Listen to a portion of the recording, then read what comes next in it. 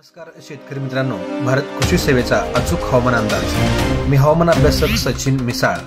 हवामान संबंधी ताजी अपडेट मिळवण्यासाठी आपण या चॅनलला सबस्क्राइब करायचं आहे, लाईक करायचं आहे, शेअर करायला विसरायचं नाहीये, जेणेकरून महाराष्ट्रातील हवेची जी स्थिती आहे आणि पुढील 8 ते 10 दिवसांमध्ये वातावरण कसं राहील, ढगाळ कुठं राहील याची तंतोतंत आणि अचूक माहिती आपल्यापर्यंत सहज पोहोचेल।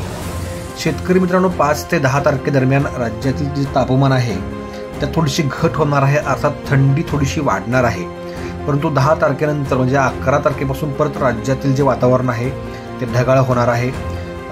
काही भागात तुरळक पाऊस देखील पडण्याची शक्यता निर्माण झालेली आहे। हवामान विभागाच्या माहितीनुसार जानेवारी ते मार्च या 3 महिन्यात राज्यामध्ये सरासरीपेक्षा अधिक पाऊस पडण्याची देखील शक्यता निर्माण झालेली आहे। त्यामुळे रब्बी पिकांना फटका देखील बसू शकतो।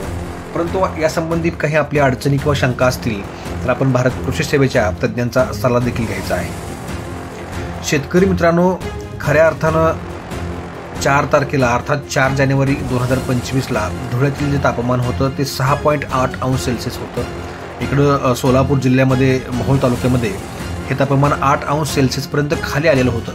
अर्थात थंडीचा जो जोर आहे थोडासा वाढलेला आहे आणि 10 तारखेपर्यंत थंडी ही अशीच राहणार आहे।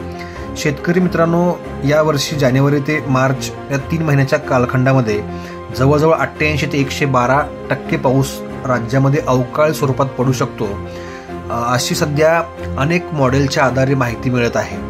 शेतकरी मित्रांनो, जानेवारी ते मार्च या 3 महिन्यात प्रत्येक वर्षीपेक्षा यावर्षी थोडासा पाऊस हा अधिक देखील असू शकतोय।